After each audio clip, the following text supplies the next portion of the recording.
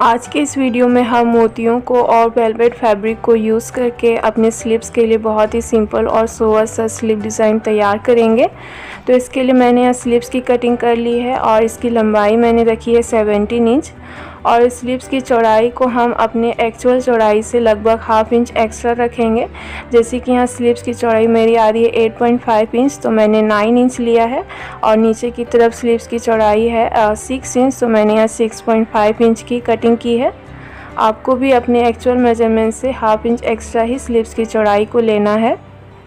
और फिर अब हम देखिए इस तरीके से स्लीव्स को बीच में से कट कर लेंगे और अपने स्लीव्स को यहाँ 2 हिस्सों में बांट लेंगे।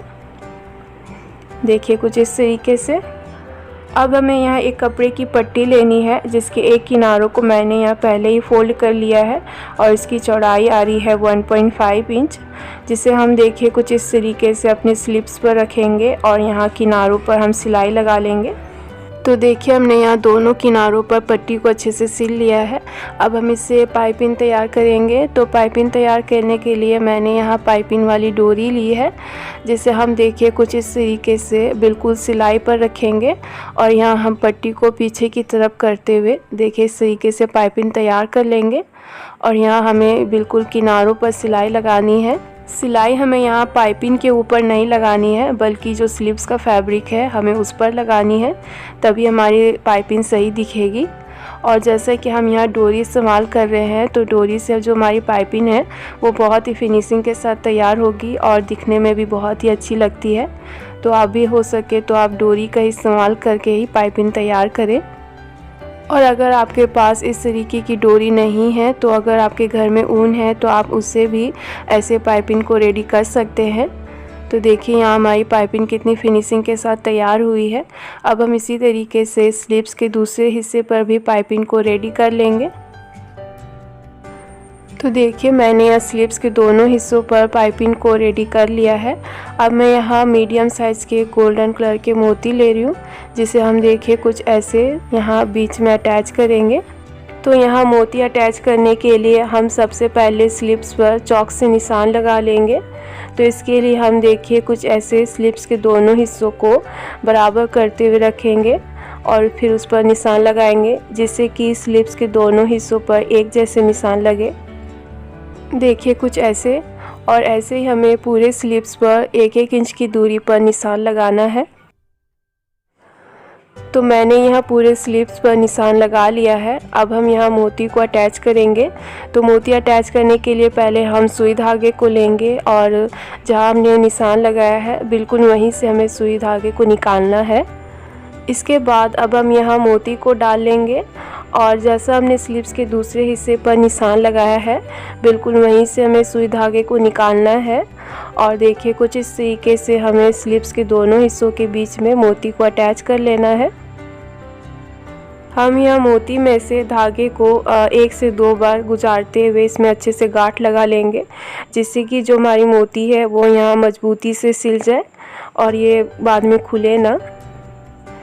गांठ लगाने के बाद अब हम यहाँ दूसरे निशान पर जाएंगे और जैसे कि हमने पहले किया था बिल्कुल उसी तरीके से हमें निशान पर ही सुई धागे को निकालना है और फिर हम उसमें मोती डालेंगे और फिर स्लीव्स के दूसरे हिस्से पर हम सुई को बिल्कुल निशान पर लगाकर इस तरीके से हम दोनों के बीच में मोती को अटैच कर लेंगे।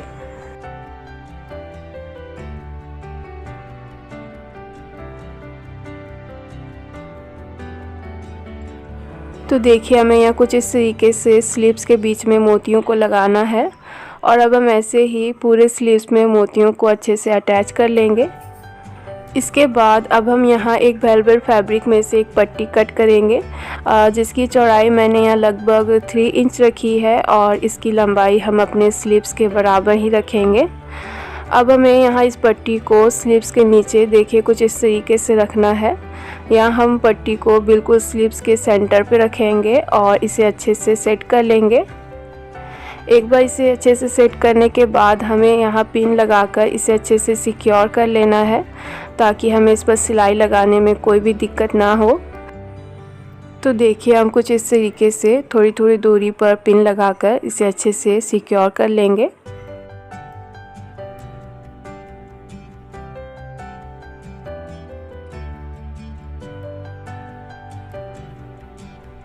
पिन लगाने के बाद अब हम इस पर सिलाई लगाएंगे। तो यहाँ सिलाई लगाने के लिए हम नॉर्मल फुट का इस्तेमाल नहीं करेंगे, बल्कि हम यहाँ सिंगल फुट को यूज़ करेंगे।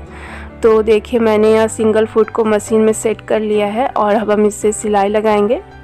तो यहाँ मैं सिलाई बिल्कुल किनारों पर लगा रही हूँ। आप चाहे तो ये सिलाई मोतियों से थोड़ी दूरी पर भी लगा सकते हैं, लेकिन मैं यहाँ सिलाई बिल्कुल उसी सिलाई पर लगा रही हूँ जो कि मैंने यहाँ पाइपिंग को तैयार करते समय लगाई थी, जिससे कि हमारी स्लीव्स में एक्स्ट्रा सिलाई नहीं दिखेगी और हमारी स्लीव्स भी नीट और क्लीन लगेगी।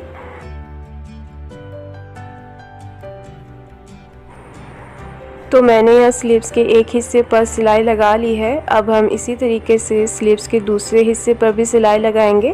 बस हमें यहाँ इतना ध्यान में रखना है कि यहाँ जो नीचे तरफ हमारा वेलवेट वाला फैब्रिक है वो कहीं से मुड़ा हुआ नहीं होना चाहिए।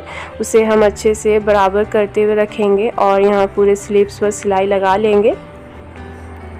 तो हमने यहाँ स्लीव्स के दोनों हिस्सों पर सिलाई लगाकर पट्टी को अच्छे से अटैच कर लिया है।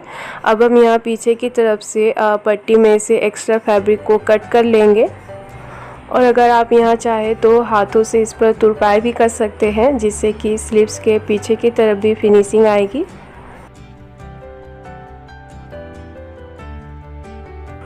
एक्स्ट्रा फैब्रिक को कट करने के बाद अब हमें यहाँ स्लीव्स की मोहरी तैयार करनी है। तो मोहरी के लिए भी मैंने यहाँ लगभग 1.5 इंच चौड़ी कपड़े की पट्टी ली है, जिसे हम देखिए कुछ इस तरीके से यहाँ रखते हुए इस पर सिलाई लगा लेंगे। तो हमें यहाँ पट्टी की और स्लीव्स की दोनों की राइट साइड को मिलाते हुए इस पर सिलाई लगानी है। पट्टी को यहाँ सिलने के बाद अब हम यहाँ इस पट्टी से भी पाइपिंग तैयार करेंगे, जैसा कि हमने पहले किया था। तो हम बिल्कुल पहले की तरह ही पाइपिंग वाली डोरी को लेंगे और यहाँ सिलाई पर रखते हुए हम पट्टी को पीछे की तरफ फोल्ड कर लेंगे और देखिए इस तरीके से पाइपिंग बनाते हुए हम इस पर सिलाई लगा लेंगे, जैसा कि हमने पहले किया था बिल्कुल उसी तरीके से। तो देखिए यहाँ हमारी मोहरी पर भी पाइपिंग रेडी हो गई है और इसके साथ ही जो हमारा स्लीव डिज़ाइन है बनकर कंप्लीट हो गया है। बनने के बाद जो हमारा स्लीव डिज़ाइन है कुछ इस तरीके से दिखेगा। अगर आपको ये स्लीव डिज़ाइन पसंद आई हो तो आप मेरे वीडियो को लाइक करें, शेयर करें और मेरे चैनल पर न्यू है तो मेरे चैनल को सब्सक्राइब कर लें और उसके पास वाले बेल आइकन को भी प्रेस करना ना भूलें। Thanks for watching.